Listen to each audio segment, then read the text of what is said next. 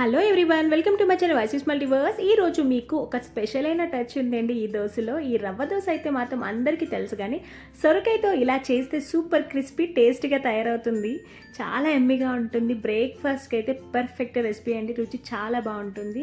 ఎలా చేయాలంటే నేను మీతో చెప్తాను, మీరు కూడా చూసి ట్రై చేసేయండి. దీనికోసం నేను ఒక చిన్న సైజు సొరకాయని తీసుకున్నాను కాబట్టి మొత్తం అంతా పీల్ ఆఫ్ చేసుకొని నేను మిక్సీ జార్లో వేసుకొని మంచిగా పేస్ట్ చేసుకున్నాను. ఆ పేస్ట్ చేసిన దాన్ని ఒక బౌల్లో వేసుకొని అందులోనే ఒక కప్పు బియ్యపు పిండిని కూడా వేసుకున్నాను. అలాగే హాఫ్ కప్పు బొంబాయి రవ్వని కూడా వేసి ఎలాంటి ఉండలు లేకుండా నేను మొత్తం అంతా కలుపుకున్నాను. అది బాగా మిక్స్ అయిన తర్వాత నేను అందులో ఒక కప్పు వాటర్ని కూడా యాడ్ చేసుకుంటూ ఇంకొకసారి కలుపుకున్నాను అన్నమాట.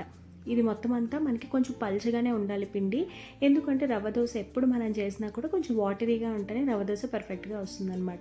మీకు ఇన్ కేస్ ఇంకొంచెం వాటర్ పడితే మీరు యాడ్ చేసుకోండి. బాగా కలుపుకున్నాక నేను మూత పెట్టుకొని ఒక 30 నిమిషాలు ఖచ్చితంగా రెస్ట్ ఇస్తేనే మనకి రవ్వ బాగా అందులో నానుతుంది.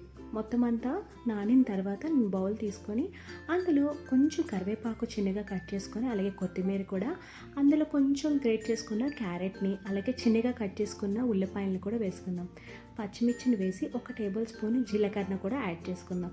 వేసిన తర్వాత మొత్తం అంతా బాగా కలుపుకుందాం. మీకు కొంచెం థిక్గా బ్యాటర్ ఉంటే వాటర్ యాడ్ చేసుకోండి, లేదు పల్చగానే ఉంది అంటే అవసరం లేదు.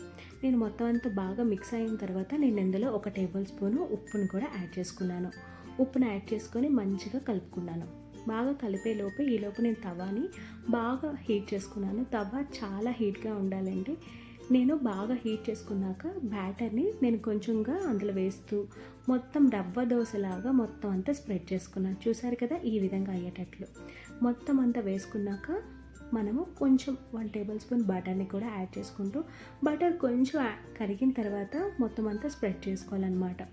ఇప్పుడు మీకు చూపిస్తున్నాను కదా, ఈ విధంగా ఇదంతా వేసి కొంచెం క్రిస్పీగా గోల్డెన్ కలర్ వచ్చినంత వరకు ఫ్రై చేసుకోవాలి. అప్పుడే రవ్వ దోశ చాలా క్రిస్పీగా ఉంటుంది. నాకు ఒక 5 to 7 మినిట్స్ పట్టింది, ఎందుకంటే క్రిస్పీగా అవ్వాలి. నేను బాగా హీట్లో పెట్టిన తర్వాత మీడియం ఫ్లేమ్లో పెట్టుకొని కుక్ చేసుకుంటే ఎంత క్రిస్పీగా ఉండే రవ్వ దోశ రెడీ అయిపోయింది. చాలా టేస్టీగా ఉంది. ఒకసారి మీరు ట్రై చేసి మీకు ఎలా వచ్చింది కామెంట్ సెక్షన్లో కామెంట్ చేయండి. అలాగే నా ఛానల్ నచ్చినట్టయితే like and share and subscribe చేయండి. Thank you so much.